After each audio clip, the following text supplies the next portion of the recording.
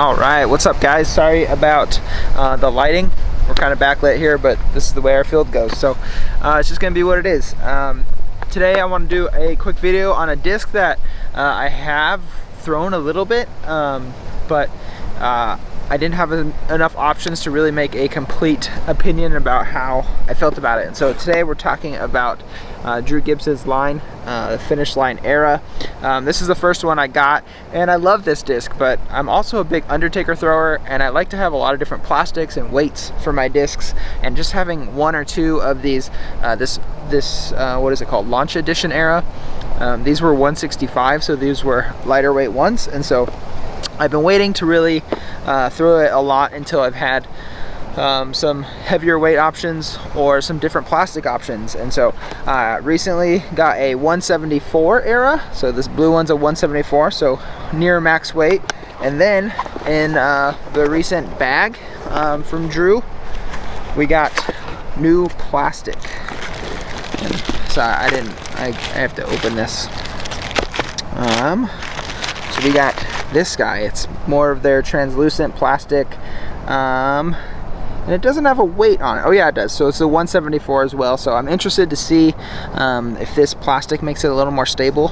Something I've been kind of looking for in this disc is just a little more stable version than the one I was throwing. Also in this bag, as I have Drew's Finish Line, I think it's called the Supra.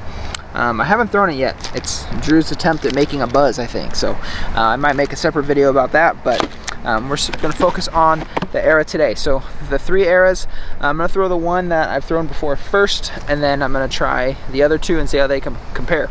We are throwing into a headwind, which is not great for kind of a flippy disc, but we'll see how it goes. Alright, so this first one we're going to throw again is a 165. This is the only one that has been thrown before. It's probably been in 6 months since I've thrown it, but I remember it being very glidey, good amount of turn, little fade at the end.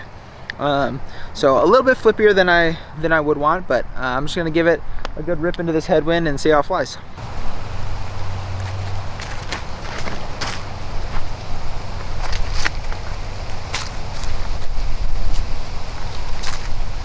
So yeah, I hope you were able to see that. It was kind of a complete turnover, ended into that hill on the right.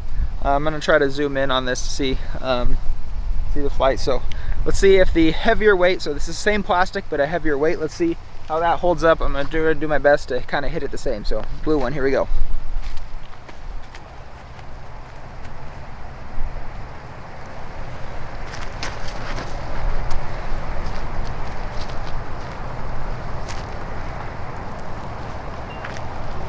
Alright, it might have been a little bit of an early release on that.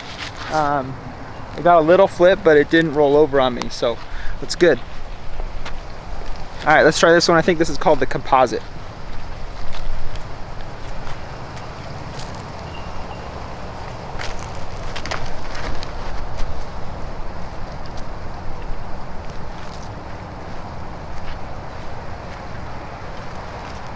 Alright, definitely hit that one a lot cleaner, and it held very straight. So far I like them a lot.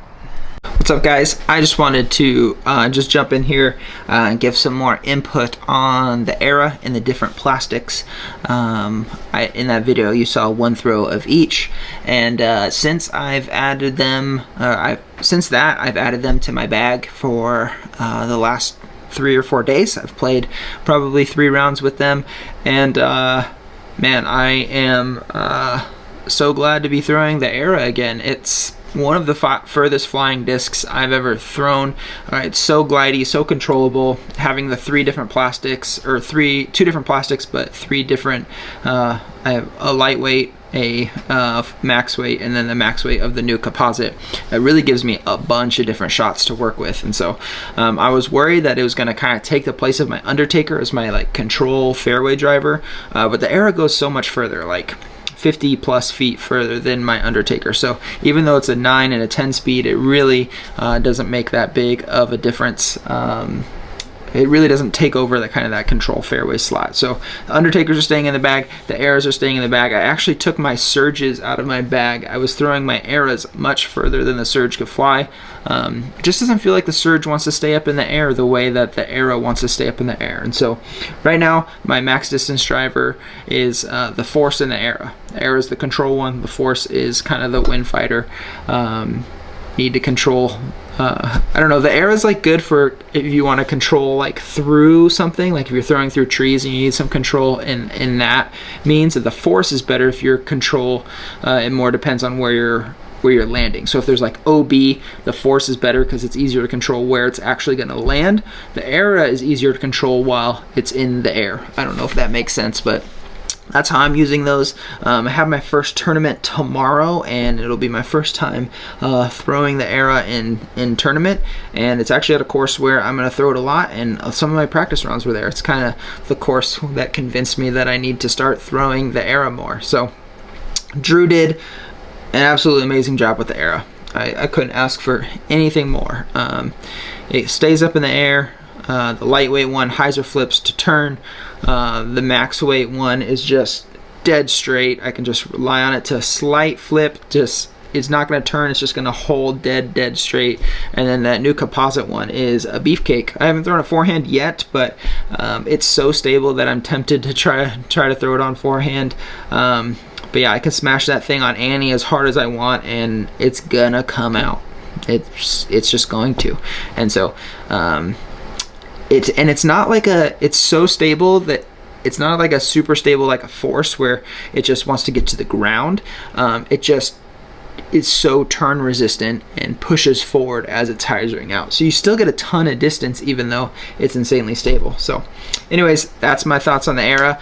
I just ordered 3 more because I love them so much. So definitely going to be bagging the Era. I hope you get a chance to try it. If you do, let me know your thoughts down below. Like, subscribe, see you on the next one.